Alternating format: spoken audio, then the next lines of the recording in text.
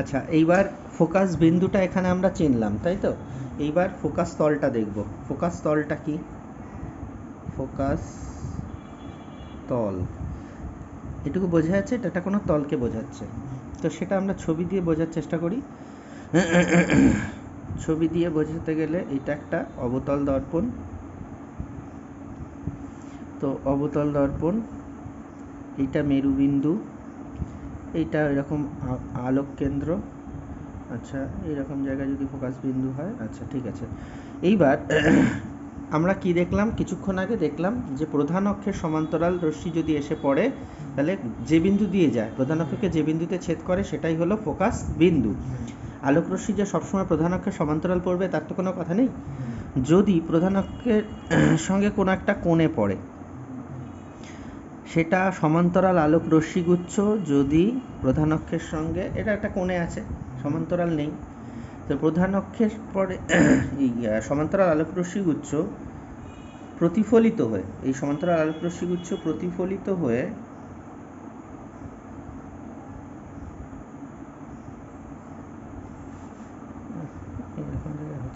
একটা বিন্দুর মধ্যে দিয়ে পাস করে। যে বিন্দুটা দেখা যায় যে এটা যদি ফোকাস বিন্দু হয়, ঠিক ফোকাস বিন্দুর নিচে কোথাও একটা অবস্থিত, ঠিক আছে?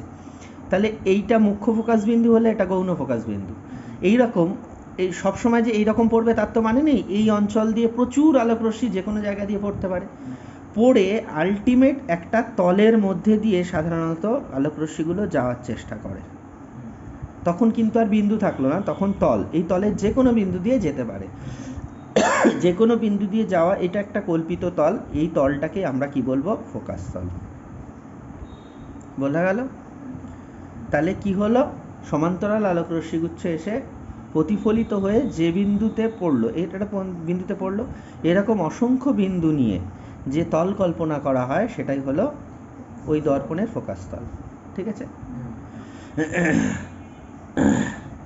তাহলে আমরা কি করছি? দর্পণের সামনে বিভিন্ন অবস্থানে বস্তুর জন্য প্রতিবিম্ব গঠন ও তার প্রকৃতি, আকৃতি ও অবস্থান নির্ণয়। তো এটা একটা অবতল দর্পণ। অবতল দর্পণ দিয়ে আমরা দেখছি, অবতল দর্পণের এটা ফোকাস বিন্দু, এটা হচ্ছে বক্রতা কেন্দ্র। তাহলে পরপর আমরা আসবো। প্রথম পয়েন্টটা, বস্তু অসীমে। বস্তু যদি অসীমে থাকে, তার জন্য কোথায় প্রতিবিম্ব গঠন হবে, কীরকম দেখতে হবে, তার প্রকৃতি কীরকম হবে। প্রকৃতি দুরকম প্রকৃতি হয়, একটা সৎ, একটা অসৎ। সৎ কোনগুলোকে বলে? যদি রিয়েলি দুটো রশ্মি এসে মিলিত হয়, আর যদি মিলিত না হয়, মনে হয় কোথা থেকেও আসছে, তবে সেটা হলো অসৎ। ঠিক আছে? তো দেখবো আমরা ছবি আঁকতে আঁকতে পরিষ্কার হবে।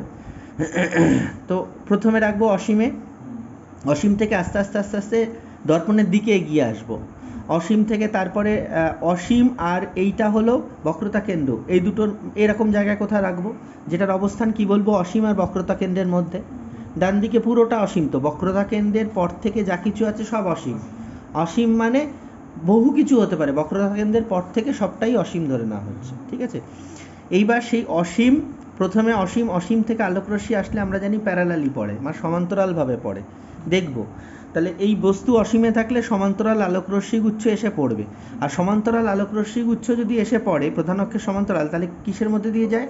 ফোকাস বিন্দুর মধ্যে দিয়ে যায়। আর যদি প্রধান অক্ষের সমান্তরাল না পড়ে যদি অসীম থেকে আলোকরশ্মি আসে নির্দিষ্ট একটা কোণে, কিছুক্ষণ আগে আমরা করলাম, ফোকাস তলের মধ্যে দিয়ে যাবে, তাই তো? ফোকাস তলে কোথাও একটা গঠিত হবে। আচ্ছা, সে তো আসছি আমরা ছবিতে। আমি আগে প্রথমে অবস্থানগুলো পরপর বলে নিই। প্রথম অসীম, অসীম থেকে অসীম আর বক্রতা কেন্দ্রের মধ্যে, আমি এই পেনের মাথাটা দিয়ে বোঝানোর চেষ্টা করছি। প্রথমে ধরে নিলাম পেনটা দেখা যাচ্ছে না, অসীমে আছে। এবার একটা ভিজিবল ডিস্টেন্সে এলো, যেটার অবস্থান কোথায়? এটা বক্রতা কেন্দ্র, এই ও হচ্ছে বক্রতা কেন্দ্র, আর এই হচ্ছে অসীমে। অসীম ডান দিকে, অসীম বাঁদিকে বক্রতা কেন্দ্র, তাহলে অসীম আর বক্রতা কেন্দ্রের মধ্যে অবস্থিত হলো। এটা 2 নাম্বার সিচুয়েশন। 3 নাম্বার কন্ডিশনটা কি হবে? বক্রতা কেন্দ্রের উপরেই পেনটা রয়েছে। ঠিক আছে? 3 নাম্বার কন্ডিশন হয়ে গেল। 4 নাম্বার কি হতে পারে? বক্রতা কেন্দ্র আর ফোকাস, এটা তো ফোকাস বিন্দু, ফোকাস বিন্দুর মাঝে কোথাও একটা অবস্থান হলো, 4 নাম্বার কন্ডিশন হয়ে গেল। 5 নাম্বার কি? ফোকাস বিন্দুর উপর যদি অবস্থান হয়, 5 নাম্বার হয়ে গেল। 6 নাম্বার কি হবে? যদি কি না ফোকাস বিন্দু আর মেরুর মাঝামাঝি কোথাও হয়, মানে খুব দর্পণের খুব কাছে কোথাও চলে আসে, সেক্ষেত্রে কোথায় কিভাবে দর্পণের প্রতিবিম্ব গঠিত হবে, এই প্রত্যেকটা কেস, এই যে 6টা কেস বললাম, এই 6টা কেসের প্রত্যেকটা কেস আমরা আলোচনা করব। তো প্রথম অসীম থেকে আসছে। অসীম থেকে আসছে মানেই আমরা বলেই নিয়েছি যে অসীম থেকে কোনো আলোকরশ্মি যদি আসে আমরা ধরে নিই সেগুলো সব প্যারালালভাবে আসছে বা তো সমান্তরালভাবে। তো সমান্তরালভাবে যদি আসে, সমান্তরাল আলোকরশ্মিগুচ্ছ প্রতিফলিত হওয়ার পর আমরা জানি ফোকাস তলেই প্রতিফলিত হয়। তো ফোকাস তল বা ফোকাস বিন্দু এই রকম জায়গায় ফোকাস তলেই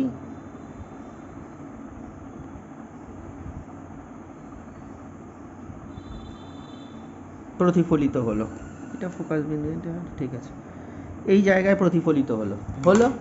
এইবার আমরা দেখব তাহলে এই যে প্রতিফলিত হলো, এই যে বিন্দুটা, এই যে দুটো বিন্দু এই দুটো প্রতিফলিত রশ্মি, প্রতিফলিত রশ্মি দুটো যে বিন্দুতে ছেদ করলো, আমরা পরবর্তী ছবিগুলোতেও দেখব, যেখানে ছেদ করবে সেই ছেদ বিন্দুটা হলো যে যার প্রতিবিম্ব নিচ্ছি তার মাথাটা তৈরি করবে।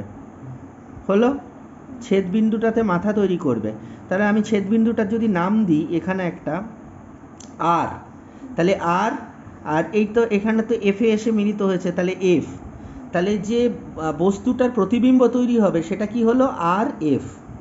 প্রতিবিম্বটা কি হলো, আর এফ। ডিরেকশনটা বোঝা যাচ্ছে কোন দিকে, নিচের দিকে মুখ করা। আর এই দিক থেকে এসছিল নিশ্চয়ই, অসীম থেকে যেমনই আসুক না কেন সে সোজাই ছিল বস্তুটা। আর এখানে দেখে কি মনে হচ্ছে তীরচিহ্নটা নিচের দিকে, মানে উল্টে গেছে। তাহলে প্রকৃতি কি রকম হলো, বস্তুটার প্রকৃতি কি রকম হলো, উল্টানো প্রকৃতির, অবশীর্ষ, উল্টানো বা অবশীর্ষ হলো। 2 নাম্বার কি হলো, এটা তো রিয়েলি মিলিত হয়েছে, প্রতিফলিত রশ্মি দুটো পরস্পরকে রিয়েলি ছেদ করেছে, তাহলে এটা কি বিম্ব হবে, সদ্বিম্ব না অসদ্বিম্ব, সদ্বিম্ব। আচ্ছা, এর অবস্থানটা কোথায় হচ্ছে, ফোকাসে, ফোকাস তলে অবস্থিত। প্রতিবিম্বের অবস্থান ফোকাস তলে, ফোকাস তলে হলো।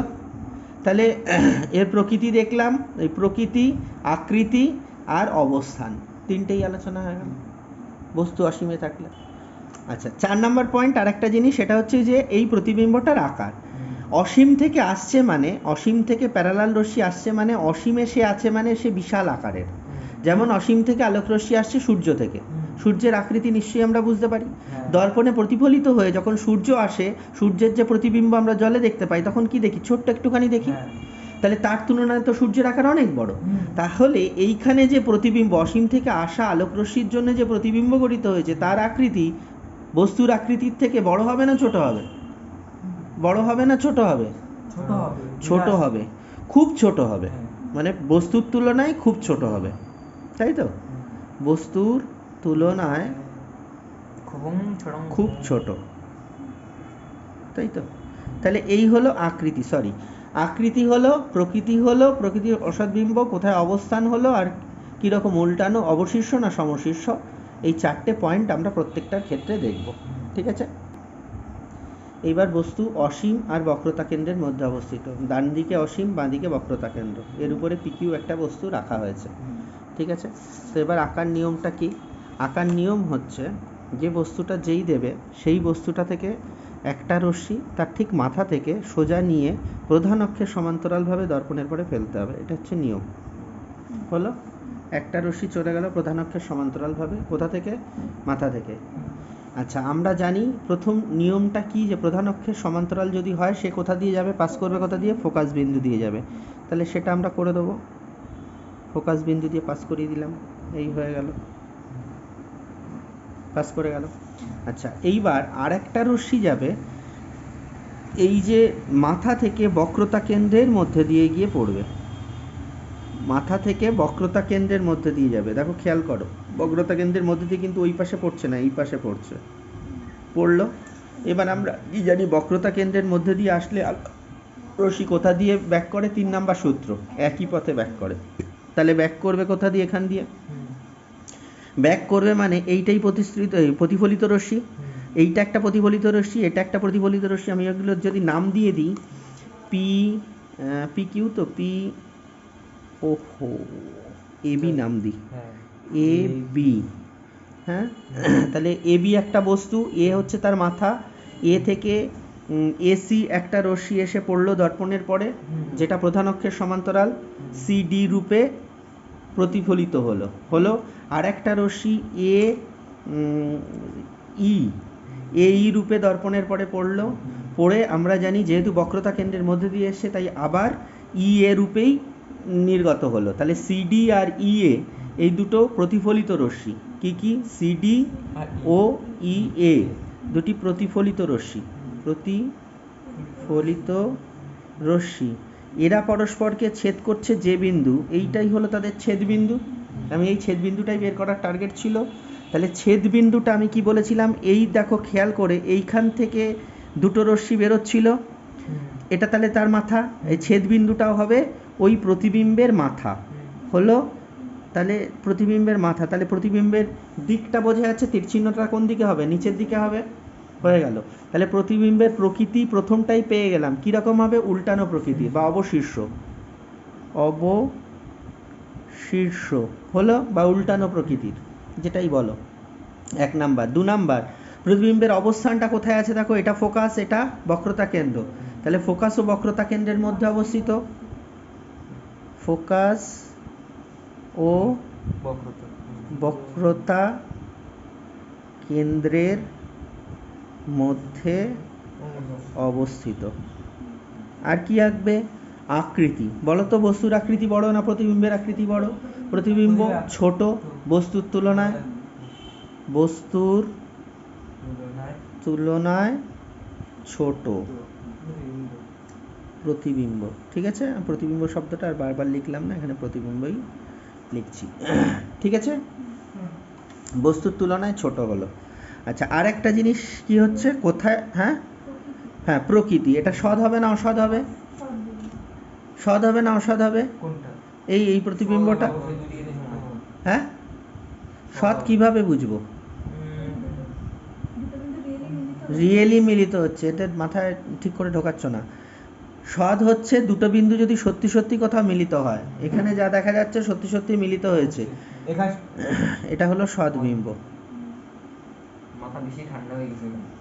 হলো। তাহলে দুটো, এইবার বস্তুর অবস্থান কোথায়, বক্রতা কেন্দ্রের উপর, তাই তো?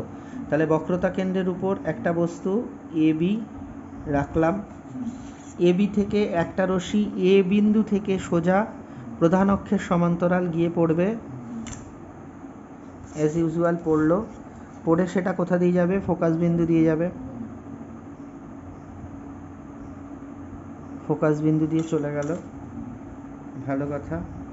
আচ্ছা, আরেকটা যাবে হচ্ছে, আমি কোথা দিয়ে বলেছিলাম, আচ্ছা এইখানে খেয়াল করো, এর সামনে বক্রতা কেন্দ্র দিয়ে, তো বক্রতা কেন্দ্রের উপরেই রয়েছে, সুতরাং বক্রতা কেন্দ্র দিয়ে যাওয়ার কোনো প্রশ্ন নেই, সামনে ফোকাস বিন্দু দিয়েই যাওয়ার আছে। তাহলে ফোকাস বিন্দু দিয়ে যদি যায়, এইভাবে ফোকাস বিন্দু দিয়ে যদি যায়, খেয়াল করে দেখো, এই দেখো ফোকাস বিন্দুর মধ্যে দিয়ে যদি আসে, কি হয়েছিল, দ্বিতীয় সূত্রটা কি বলছিল, ফোকাস বিন্দু দিয়ে আসলে কিভাবে যাবে, প্রধান অক্ষের সমান্তরাল শুধু নয়, প্রধান অক্ষের সমান্তরাল। তাহলে এ, এখানে আমি যদি নাম দিই এসি সিডি রূপে নির্গত হলো, ফোকাস বিন্দু দিয়ে চলে গেল। আবার এ থেকে ফোকাস বিন্দুর মধ্যে দিয়ে এসে এ ই একটা রশ্মি পড়লো, তাহলে ই এফ রূপে প্রধান অক্ষের সমান্তরালভাবে নির্গত হবে। একদম আমি যেভাবে নিয়ম, সেই নিয়মেই করছি কিন্তু। এবার যেখানে যেখানে ইন্টারসেকশন হবে, এটা একদম একটু সরে গেল, ছবিটা একদম অ্যাকুরেট হলে আমরা দেখব,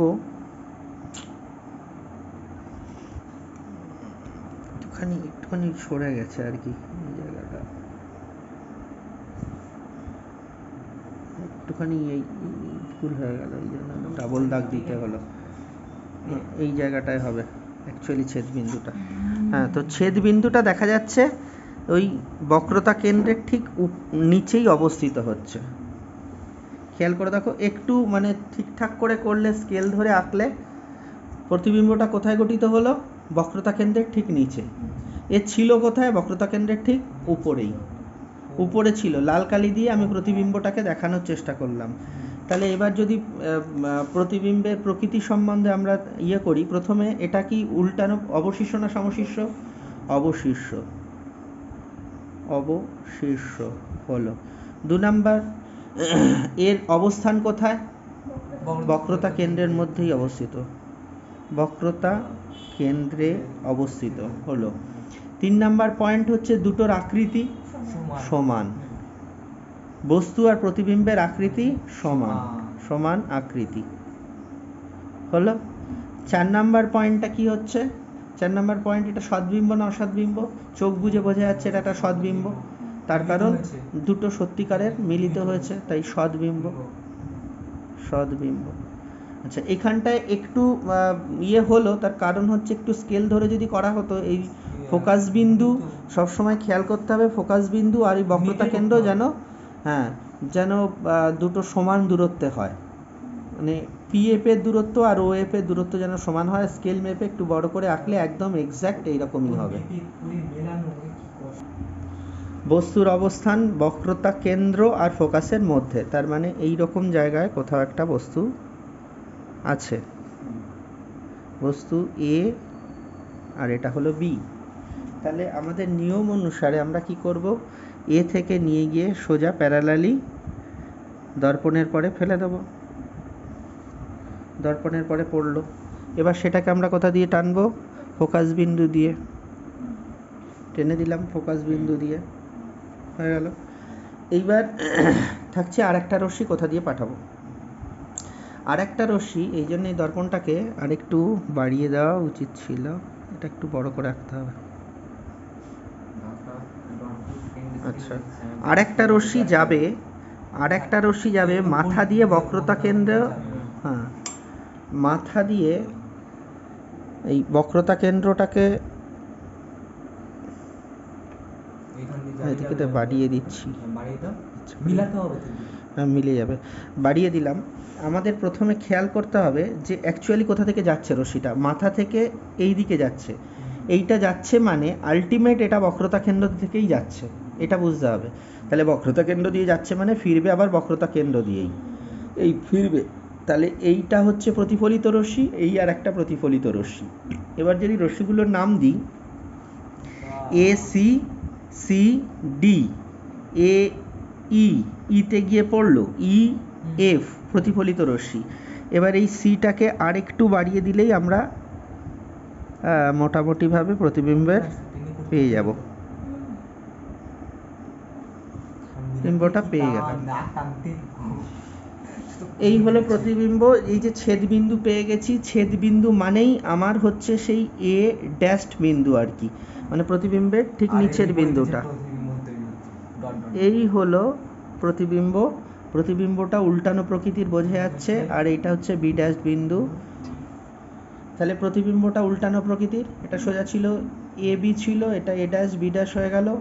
আকৃতি কীরকম হচ্ছে? অনেকটাই বড় হচ্ছে বস্তুর তুলনায়। অবস্থান কোথায় হচ্ছে? বক্রতা কেন্দ্র আর অসীমের মাঝে কোথাও, অসীমে নয় কিন্তু, বক্রতা কেন্দ্র আর অসীমের মাঝে কোথাও অবস্থান হচ্ছে। আর প্রতিবিম্বটাকে আমরা কি বলবো? সদ্বিম্ব বলবো। কেন না, এরা প্রকৃতই মিলিত হয়েছে একটা বিন্দুতে। ঠিক আছে, পয়েন্টগুলো যদি আমরা লিখি, 1 নাম্বার লিখবো এটা অবশিষ্য, তো উল্টানো প্রকৃতির, সুতরাং অবশিষ্য। 2 নাম্বার কি লিখবো? সদ্বিম্ব। আচ্ছা, বস্তুর আকারে বড়, বস্তুর থেকে আকারে বড়। আর অবস্থান কোথায়? বক্রতা কেন্দ্র ও অসীমের মধ্যে, বক্রতা কেন্দ্র ও অসীমের মধ্যে, তাই তো? তাহলে হয়ে গেল। আমরা 4টে অবস্থানে করলাম। প্রথম ছিল অসীম থেকে, দ্বিতীয় হলো অসীম ও বক্রতা কেন্দ্রের মধ্যে, অর্থাৎ অসীম থেকে আস্তে আস্তে আমি বলেছিলাম এগিয়ে এগিয়ে আসবো দর্পণের দিকে, বক্রতা কেন্দ্র আর অসীমের মধ্যে। তারপর কি হলো? বক্রতা কেন্দ্রের মধ্যে এলাম, বক্রতা কেন্দ্রের মধ্যে, বক্রতা কেন্দ্রের পর বক্রতা কেন্দ্র আর ফোকাসের মধ্যে। এবার আমরা কোথায় যাব? ফোকাস বিন্দুর উপর রাখবো, তারপর ফোকাস আর মেরুবিন্দুর মাঝখানে কোথাও রাখবো।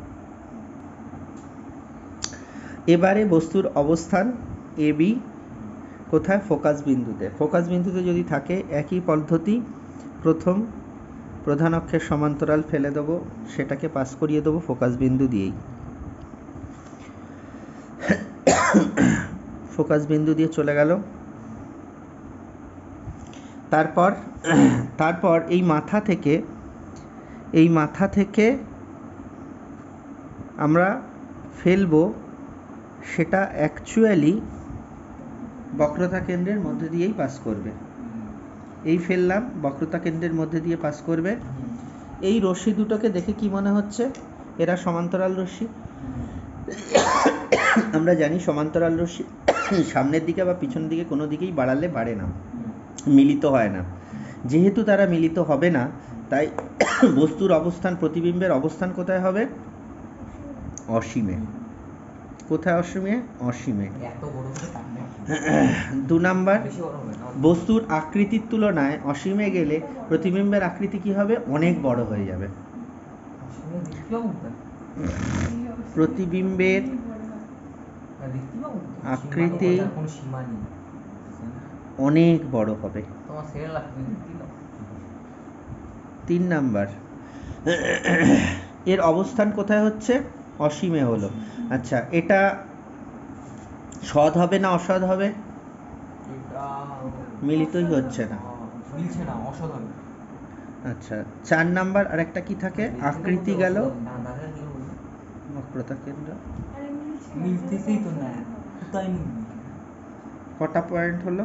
আকৃতি হলো, হ্যাঁ, আর আরেকটা কি পয়েন্ট? অবশিষ্ট না অবশিষ্ট? হ্যাঁ, ওটা এই দিকেই যদি কোথাও হয় অবশিষ্টই হবে আর কি, অবশিষ্ট হবে। ঠিক আছে, তাহলে এই হলো 5টা ঘটনা। আর একটা ঘটনা বাকি। এইবার বস্তুর অবস্থান ফোকাস ও মেরুর মধ্যে যদি তাই হয়, তাহলে এ থেকে একটা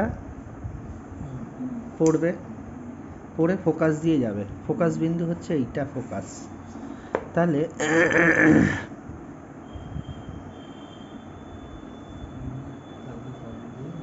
এই বেরিয়ে গেল।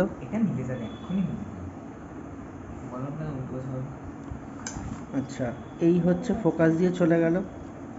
আচ্ছা, তারপরেরটা কি হবে? তারপরেরটা আমরা জানি উপর থেকে বক্রতা কেন্দ্রের মধ্যে দিয়েই পাস করবে, তাই তো? বক্রতা কেন্দ্রের মধ্যে দিয়ে যদি পাস করে, তাহলে আমরা এই ফেলবো, ফেলে সে আবার বক্রতা কেন্দ্রের মধ্যে দিয়েই চলে যাবে। তাহলে এইটা হচ্ছে আপাতিত রশ্মি, এটা পতিত রশ্মি। এইবার দেখা যাচ্ছে বক্রতা কেন্দ্রের মধ্যে দিয়ে এই আলোক রশ্মিটা, আমি এটা একটু টেনে রাখছি, তারপর কারণ ব্যাখ্যা করছি। আচ্ছা, এইবার ঘটনা হচ্ছে এই দুটো আলোক রশ্মিকে যদি ভালো করে খেয়াল করা যায়, এদের দেখেই বোঝা যাবে যে এরা একটা কোনো বিন্দু থেকে আসছে। এটা অপসৃত রশ্মি, ভালো করে খেয়াল করতে হবে কেন পিছন দিকে বাড়াবো না, এরা প্যারালাল। আর এই যে উপরের যে রশ্মিটা, এরা দেখেই বোঝা যাচ্ছে যে এটা অভিসারী রশ্মি, কারণ একটা বিন্দুর দিকে আসছে মিলিত হবে বলে। এরা প্যারালালই রয়েছে, আর এরা সামনের দিকে যত যাবে তত এদের বিভেদ বাড়বে। এরা কোনোদিনই সামনে গিয়ে মিলিত হবে না, তাই এদেরকে যদি পিছনের দিকে বাড়ানো যায় দেখা যাবে মিলিত হবে। পিছনে গিয়ে যে বিন্দুতে মিলিত হবে সেই বিন্দুটাকে যদি আমরা ছেদ বিন্দুটাকে আমরা ধরি, তাহলে একটা প্রতিবিম্ব পাবো। প্রতিবিম্বটার এই বিন্দুটা হবে হচ্ছে এ ড্যাশ বিন্দু, আর এটা হচ্ছে বি ড্যাশ বিন্দু। ঠিক আছে, ও দেখতে পাচ্ছে না। এ ড্যাশ বিন্দু, বি ড্যাশ বিন্দু,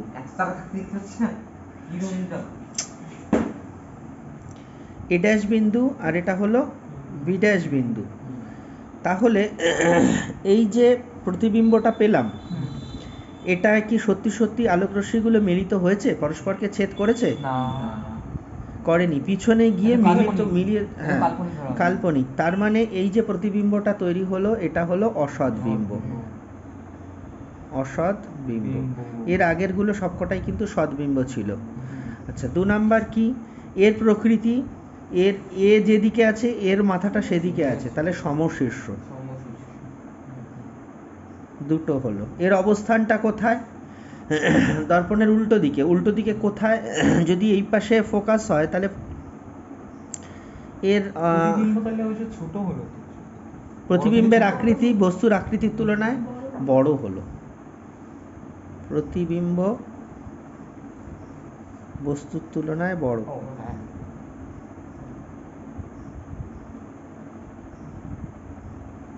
ঠিক আছে, দর্পণের উল্টো দিকে। তাহলে এই হলো 6টা অবস্থানে অবতল দর্পণের ক্ষেত্রে গঠিত প্রতিবিম্বের বিভিন্ন রকম আলোচনা করা হলো। প্রতিবিম্বগুলোকে লাল কালি দিয়ে মোটামুটিভাবে দেখানো হয়েছে। এটার ক্ষেত্রে প্রতিবিম্ব গঠিত হয়নি, এটার ক্ষেত্রে হয়েছে। এটার ক্ষেত্রে আকৃতিতে ছোট হচ্ছে। তাহলে একটা জিনিস খেয়াল করার, সেটা হলো পুরো বিষয়টার মধ্যে একটা জিনিস খেয়াল করার, যে যত দূরে থাকছে প্রতিবিম্বের গঠনটা দর্পণের ঠিক তত কাছে হচ্ছে। যত কাছে আসছে প্রতিবিম্ব, যত কাছে আসছে বস্তু যত দর্পণের কাছে আসছে, প্রতিবিম্ব তত দর্পণ থেকে দূরে সরে যাচ্ছে। এই দুটো কনসেপ্ট খেয়াল রাখলেই আশা করি আঁকতে খুব একটা অসুবিধা হবে না। ঠিক আছে, কি বললাম? বস্তু যত দর্পণ থেকে দূরে, প্রতিবিম্ব তত কাছে আসছে, আর বস্তু যত কাছে আসছে প্রতিবিম্ব তত দূরে যাচ্ছে। ঠিক আছে, আর একটা জায়গায় এসেই বস্তু আর প্রতিবিম্বের অবস্থান সেম হয়ে যায়। কোথায়? বক্রতা কেন্দ্রে।